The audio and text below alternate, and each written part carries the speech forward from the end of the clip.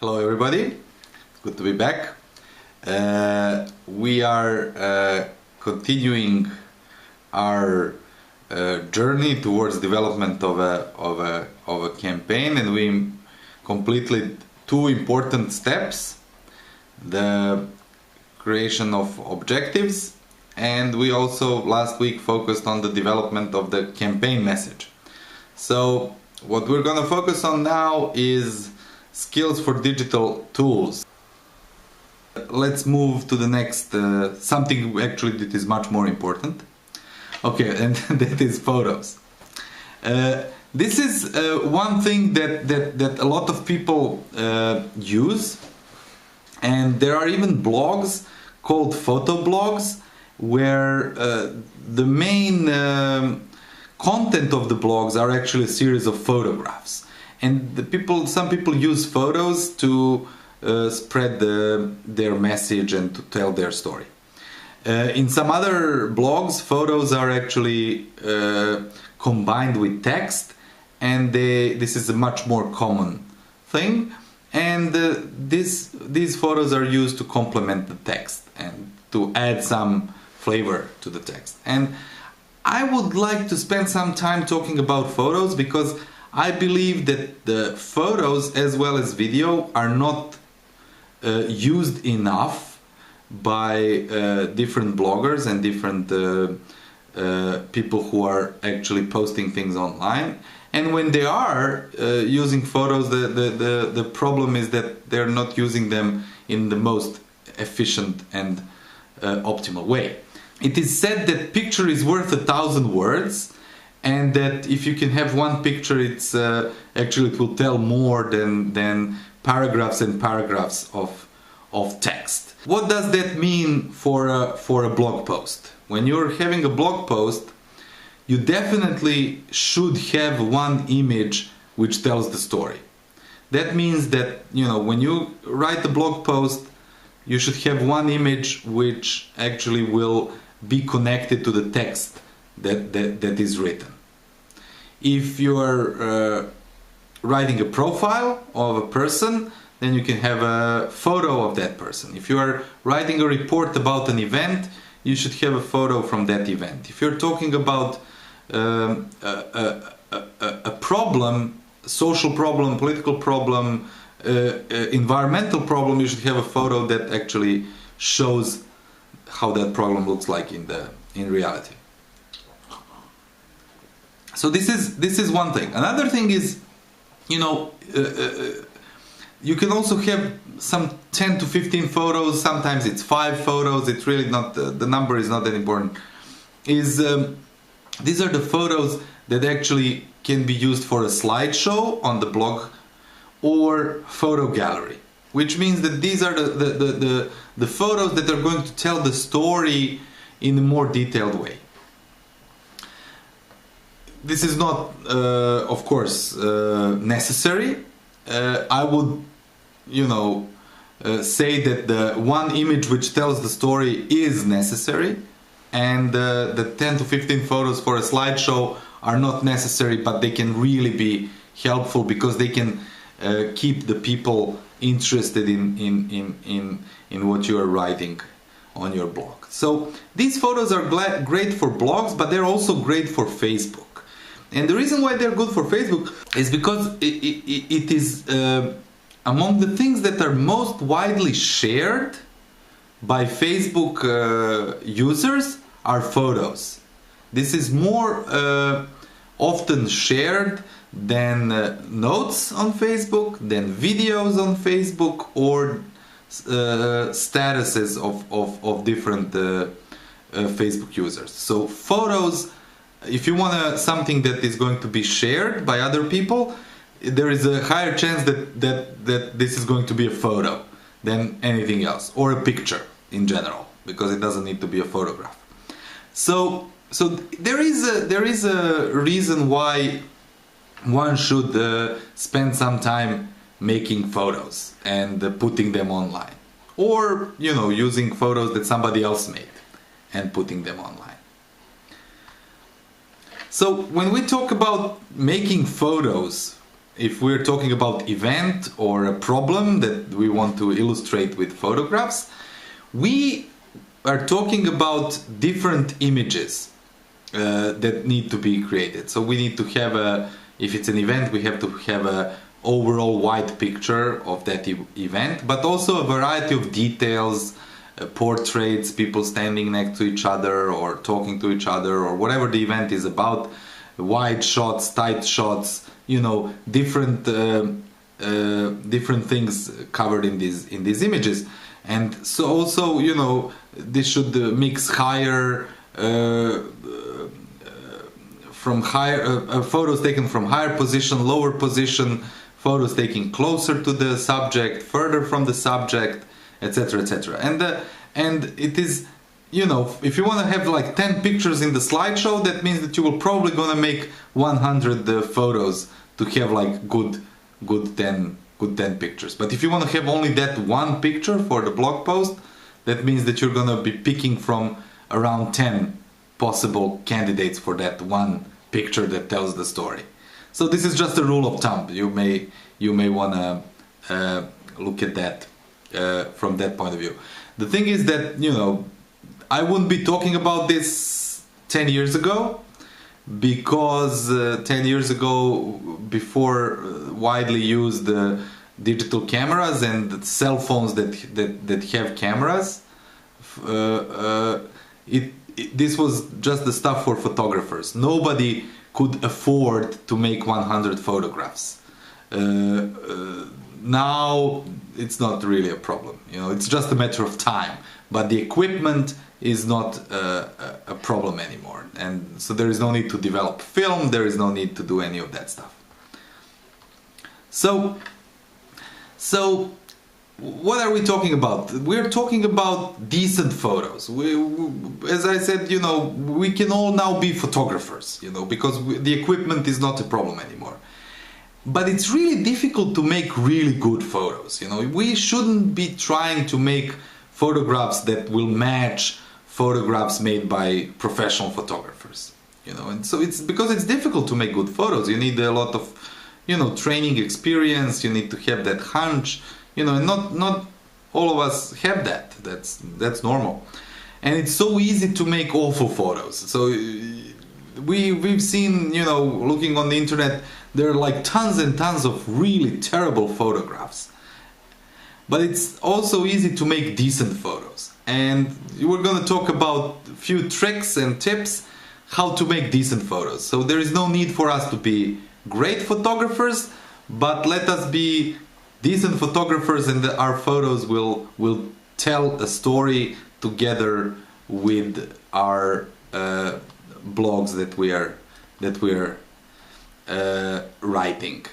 So I'm gonna use several examples now, and we're gonna see what is the difference between an awful photo and a decent photo. We're not gonna be showing any great photos, because all these photos that I'm gonna be showing were made by let's say citizen journalists. These are not professional. These are not professional photos. So let's go to the first photograph. So do you guys have an idea what is going on here in this photograph? Does anybody have an idea? You can raise your hand and answer, or you can put it in a chat box. It looks, I can hear, like, also read in the chat box. It looks like construction site, but involves killing trees. But it also looks like removing heavy snow from the street. This is an example of a bad composition of a photo that doesn't exactly tell the story what is going on. But let's look at the next photo, and let's see. Any ideas what this picture is about? That's true. I mean, now we can see that these people are actually protesting the cutting of trees, and this is a photo that was taken at the same spot with the previous photo, not at the same time exactly, but just changing the position from which the photo was taken actually changed a lot. Here, a lot of people are showing their backs to the camera, so you don't even know what they're doing. You can't see actually that they're protesting. It's very difficult to say that. The tree stump is not clearly visible. You really need to kind of just look at what is this guy standing on, and then you will see that it's probably a tree stump. But it's actually very, very difficult to figure out what is going on. Here, it's a completely different thing. Here, the tree stump is clearly in the picture. You can see it. It's how shall I say, very visible. Here it is. You can see the people looking at it, at the tree stump. These people are looking at it, and you can see that this is the problem. They are actually directing your attention to the problem because they're looking at it. But you can also see that these are not just bystanders because of this. You can see that this woman is holding a sign, probably protesting, although, you know, this is not a language that you can read, but still, you know, it's obvious that this is a protest against what is going on in the picture here, which is the cutting of trees. Okay, so if you take time to take a photo, at least make sure your message is in the photo. This is one of the comments here.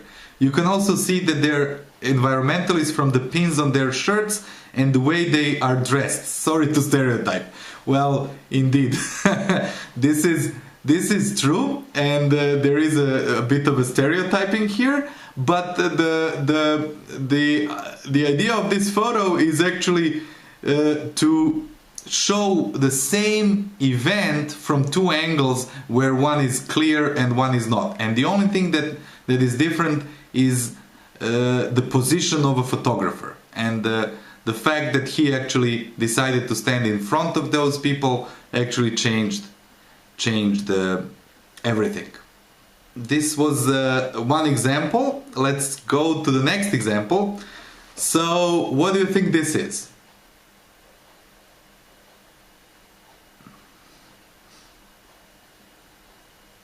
Any thoughts, any ideas what this might be? No idea, indeed. The root of the old tree, indeed. This is the root of the old tree. After they cut the trees, they actually had to uproot the trees, and they had to actually go in and dig everything out of the ground. So this photographer came actually too late. So the only thing he found, because they removed the trunk of the tree and they removed all the equipment and everything, even the environmentalists left the scene. The only thing that he found was the root of the old tree. So he took a photo of that and posted it on his blog.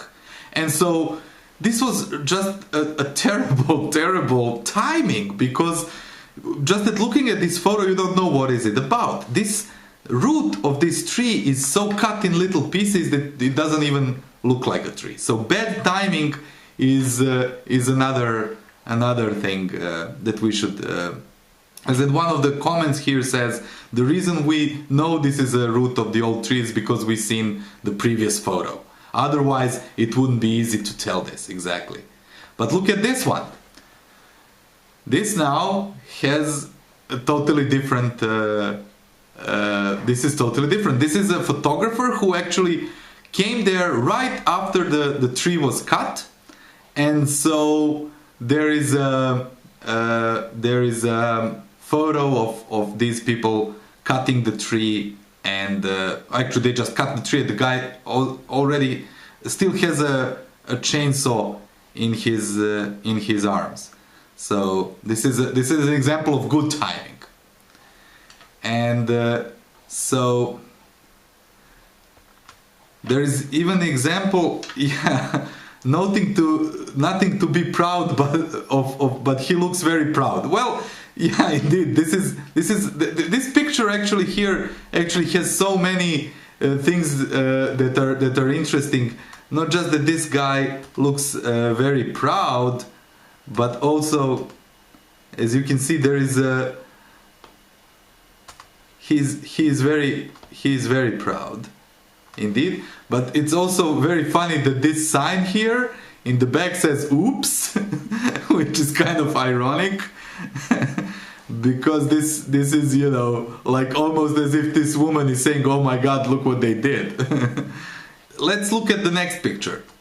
This is perfect timing. So this is a photographer who actually came right when they were cutting the tree. So he even has the picture of this guy with a chainsaw cutting the tree and these couple of guys pulling the tree so it falls down. So if you compare these two photos, this one and this one, which one do you think is more dramatic? So any thoughts? Second, okay. First, second. Okay, we have a disagreement here, so but we don't have a consensus on this. And this is exactly what I wanted to point out. So the fact that this photo should be about cutting trees doesn't need that you need to have perfect timing, because in some situations you may feel that this a photo that was taken after the event took place, actually has more interesting information, or maybe has a more, how shall I say, is going to move more people, or is going to have much bigger effect, although it doesn't show the event itself. And sometimes you may think that showing the event as it is happening is going to be most important. But in order to be able to do that, you need to take all these photos, meaning that you need to be there as the event is happening, you need to be there after the event is happening, you need to cover different parts of the event, because that is going to allow you to pick the right photo for the blog. If we are talking about that one photo that is going to tell the story. If we're talking about the gallery of photos, that means that, you know, a lot of snapping and photos needs to take place. But there is also a situation where you don't have any photos. So what do you do when you just missed the whole event and you want to write the blog post, but there are no photos about the event? What do you drop the idea of photos at all, or do you do something else? Any thoughts? Any ideas? What do you do if you don't have any footage from the event that you want to talk about? Let's say the trees were cut, the trunks were removed, and you want to write a blog post about that, but there is no photograph about it. Nobody did any visuals. Yes, you can write the blog post, you can have reports from witnesses and everything, but what do you do about the visuals? What do you do if you don't have a... You can ask a friend to draw it, or find a picture from a similar situation. Indeed, these are the things that you may do. So you need to find a replacement, because it's always good to have a photo, even if you don't have a... It's always good to have a visual, even if you don't have a photo from this event. And so let me share you one example from this particular incident, the cutting of trees. And this is one of the replacements for a blog of a guy who didn't have photos from the event. So he took a picture of a guy with a chainsaw and put the head of a mayor on the body of the guy with the chainsaw. So the mayor actually is having a chainsaw. So this is a way to overcome the lack of visuals, or lack of photos from the site. And this can actually turn out to be very viral and very interesting, and some people might use, might share it just because they don't like the mayor, or because they think it's funny, or for whatever reason. But it actually connects the whole cutting of trees to a much larger story, meaning who is responsible for this, the mayor of the town. So this is just to say that, if you don't have photos from the event, that doesn't mean that you shouldn't have visuals on your blog. There are ways to overcome that, either by the use of Photoshop, or if you have a friend who knows how to draw, then you can ask him or her to draw something. When you're out there making photos, how do you determine whether a photo is going to be good or not? First, just make sure that everything in the photo is visible, so that people can tell from the photo what is going on, which we saw in the first two examples where we showed composition. But there is also one, and also good timing is also important. But there is also one other thing that is very helpful. It's a rule of thumb that photographers use, and this is the so-called rule of thirds. So when you're making a photo, or the same applies for video, but that's another story. Imagine two vertical and two horizontal lines dividing the picture in segments. There are 3 horizontal segments and 3 vertical segments. So what is important here is that when you are putting things on in the picture, they should actually be around these lines. So if you're having 2 people, they should actually be standing here and here around and if you're having a horizon in the back, the horizon should be either here or here, but it's the worst thing you can do is actually have something like this and the horizon in the middle. It's such a bad composition, and it's not aesthetic as this one. Or if you don't, but these kind of imaginary lines can actually help you. They can help you actually make decent photos. Not great photos, but they're gonna look appealing, much more appealing than the ones that don't follow this rule of thirds. So whenever you're making a photo, before taking a snap, just imagine 2 vertical, 2 horizontal lines, and try to shift your camera a little bit so that it complies. So that goes together with good timing, with good composition, and of the photo that shows actually what is going on. So let's look at these 2 events, or actually these 2 photos of the same event.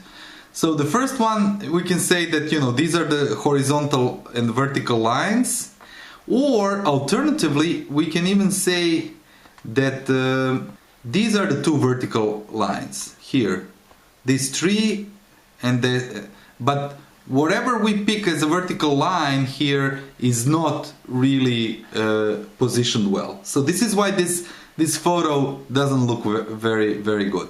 But if we look at this one here, we can see that actually it's different. We have the 2 vertical lines following these 2 women, and we have the tree stump that fell off right over here. We have the sign over here. The face is over here. So the sign is over here. Tree stump is over here. Another face is over here. So it's much more.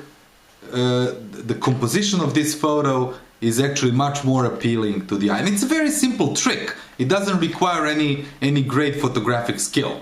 So anybody can make photos like this. So it is important for a good photo to kind of follow these rule of so-called rule of thirds.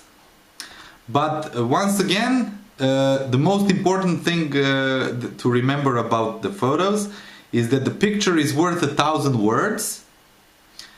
And since we need a few hours of writing to produce 1,000 words when we're talking about blogs, we should also spend enough time making one picture. We don't need to spend hours making one picture, but we should. But we shouldn't actually snap pictures without preparations. We should actually spend enough time looking at the best place where to position ourselves, or what to do, or how to, how shall I say, use the environment, or whatever we're talking about. This is an important thing, because pictures can actually be really powerful for that. This is also important. We're going to talk about it later next week when we talk about organizations. Is that when we have volunteers that are helping in the campaign, that they know how to make good material that can be used for the campaign, and this is certainly true for pictures. Another thing is videos, and a reason why we're not going to spend a lot of time talking about videos is because this is not a video making school, and it's very difficult actually to make videos, and we don't need to know how to make videos in order to make videos, because we're not going to be making movies anyway, and so to make movies, that requires a lot of skill and a lot of education, etc., etc. But what we witnessed in the last several years is that there is a lot of raw footage that is made by citizens, and this is uploaded on YouTube or other social networks, and this is widely viewed and then used by other people to make videos. And so what most people should focus on is actually making good raw film, not making edited film that actually is a complete work, but actually filming something with their cell phone, mobile phone, or a small digital camera, and then putting it online and let others collect that and make edited videos out of that, because that is a whole other work.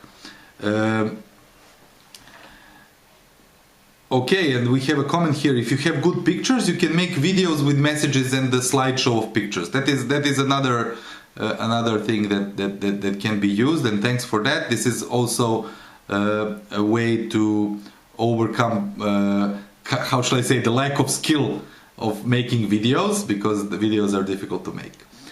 But let's see, what can we as individuals, as citizens, do to create and upload good quality raw footage. So we're not talking about final form documentary movies, we're not able to do that, but there is something that we can do that is actually going to increase the quality of uploaded content.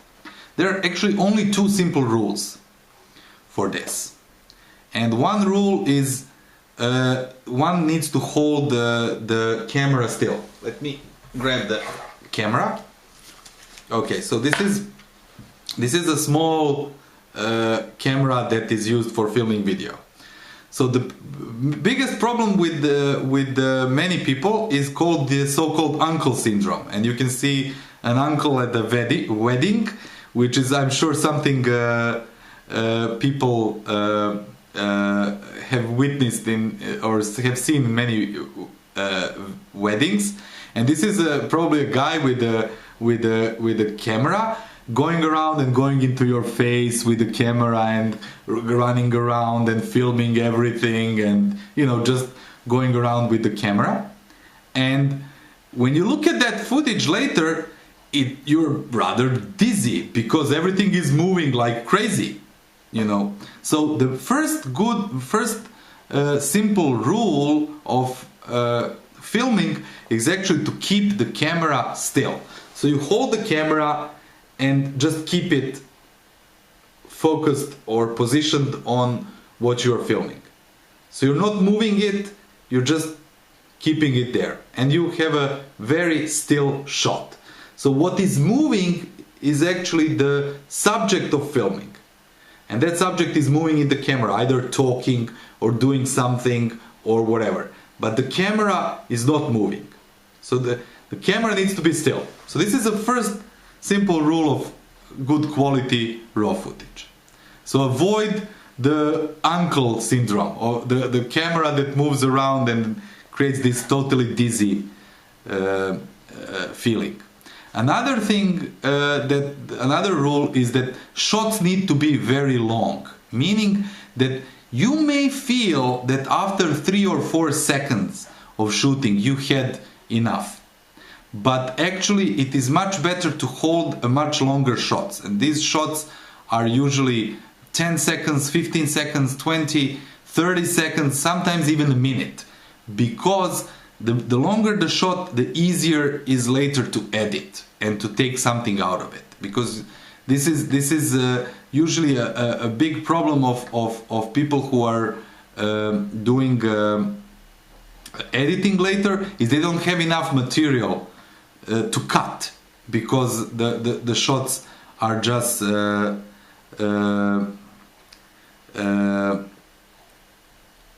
they're just too short. So let me look at some comments here now, and we have 10 more minutes. So here we have a question here: what's a good camera? There is no such thing as a good camera. The same is true for video, for photographs. You should know your equipment. Whatever camera you have, is it a mobile phone integrated camera? Is it a high-tech camcorder, or is it a very professional camera? It doesn't really matter. What matters is that you know your equipment, and what matters is that you know what your equipment is capable of doing. Meaning that if your equipment can perform in low light, then do low light. If your equipment cannot perform in low light, then don't do low light. Do only things that are happening in broad daylight.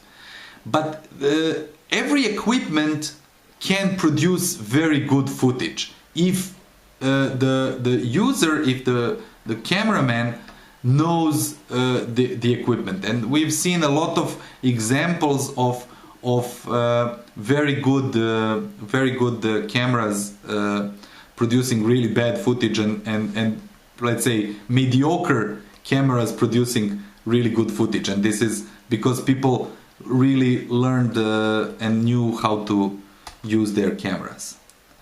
Let's see. Sometimes you're in a situation that if they see you have a video camera, they will not let you take the film.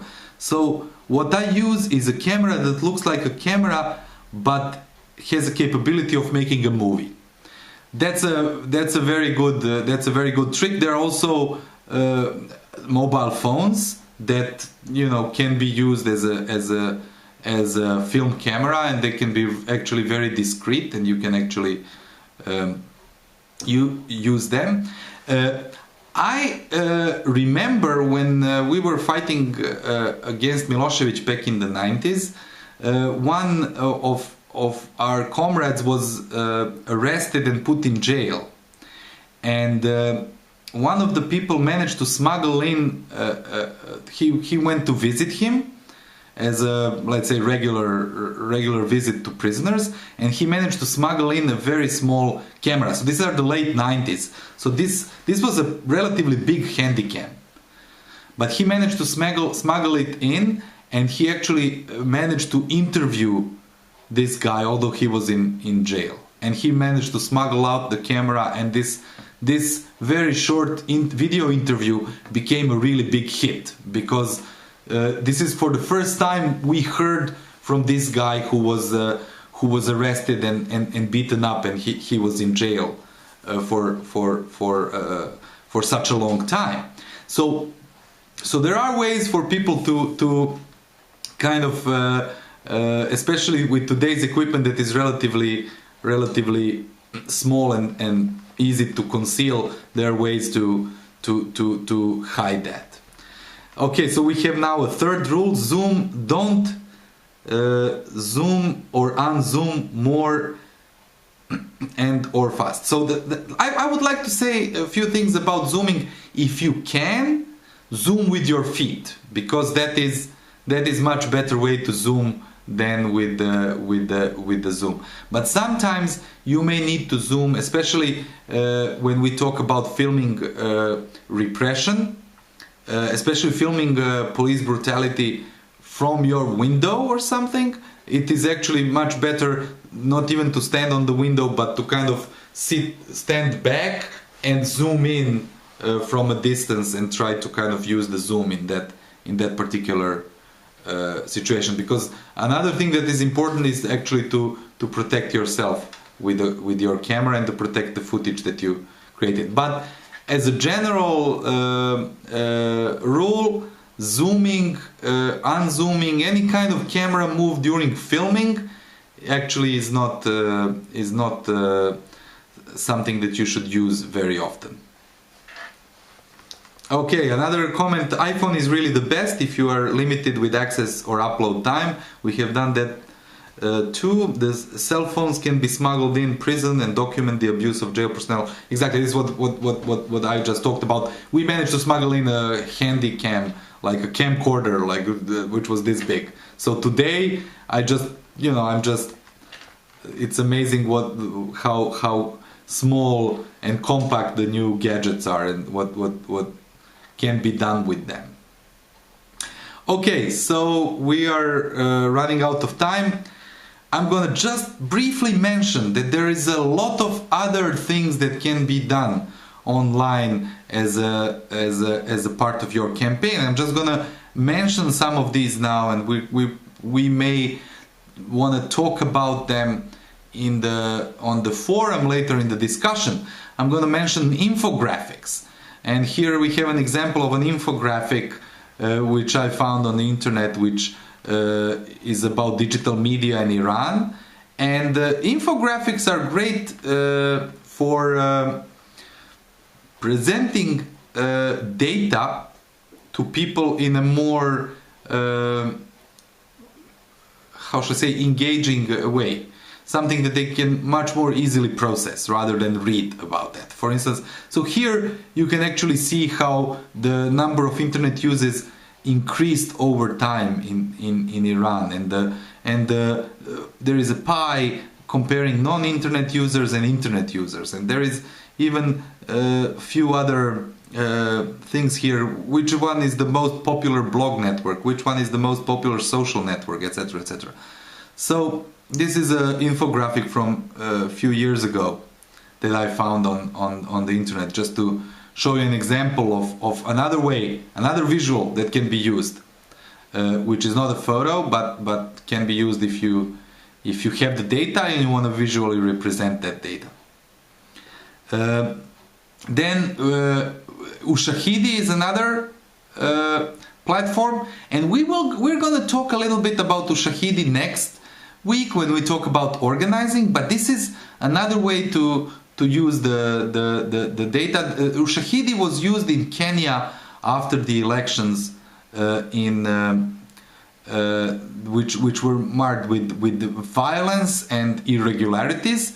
So you could actually look on the map of Kenya and look at the riots and different kind of incidents, looting, internally displaced people, attacks by government forces, and you can actually go into each region, in each town, and look at the number of incidents that happened there. So this is another thing, another platform that is great, online platform. It's not as widely used as the one that we talked before, but it's also something that can be really helpful. And then there are other things. I mean, there is one thing that I just wanted to use as an example. This is a simple text-to-movie software where you enter text in the web-based platform, and it turns it into dialogues between animated characters, so that you can actually have an animated movie which is containing sentences that you produce. So the web is full of different platforms that can be used. Although, as I said, Twitter, Facebook, blogs, this is the most widely used, and this is why we spend all this time talking about them and only a few minutes talking about these other platforms. But I think we should talk more about Ushahidi, which is something we're going to talk about next week as well when we talk about organizing. Okay, any questions? We have 1 minute before we end, so I would just read one. Wouldn't have been nice if we could have used Ushahidi in Iran in 2009? Yeah, that is a very good question. I think we could actually we could talk about it more in the forum. Okay, so I wouldn't hold you any longer unless there is a burning question that cannot be answered on the forum. I just want to remind you that for next week, for this week, before the next class, we are going to have an assignment based on the messages that you developed as a part of the campaign, and using the text that you created a few weeks ago when we talked about telling the story.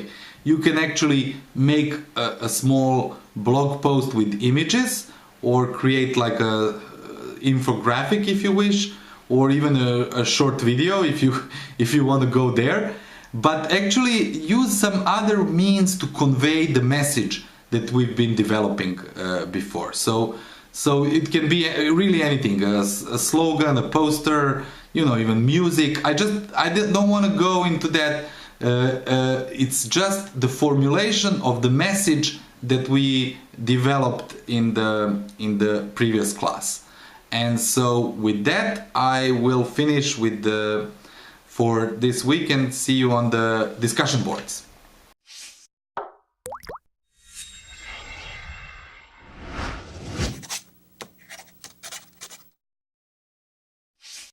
اگر بارها دنبال واژه آموزش گشته اید ولی با درهای بسته روبرو شده اید، اگر دنبال آموزشکده‌ای گشته اید که دور نباشد و استادهای خوبی هم داشته باشد، اگر مشتاق آموختن هستید اما توانایی مالی کافی نداشته اید که بیشتر و بیشتر بخوانید و بدانید، اگر شبها وقت آزاد دارید و روزها نمیتوانید دنبال درس و کلاس بروید، توانا بهترین انتخاب شماست. توانا بود هر که دانا بود. توانا رایگان در اختیار شماست. آموزشکده‌ای در خانه شماست. هر وقت که بخواهید، شب یا روز. با درس‌هایی مانند حق و حقوق زنان، دموکراسی، تفسیرهای نوین و لیبرال از دین، حقوق اقلیت‌ها، حکومت قانون، نهادسازی و نهادهای مدنی، محیط زیست، روزنامه نگاری و امنیت فضای مجازی و موبایل‌های هوشمند.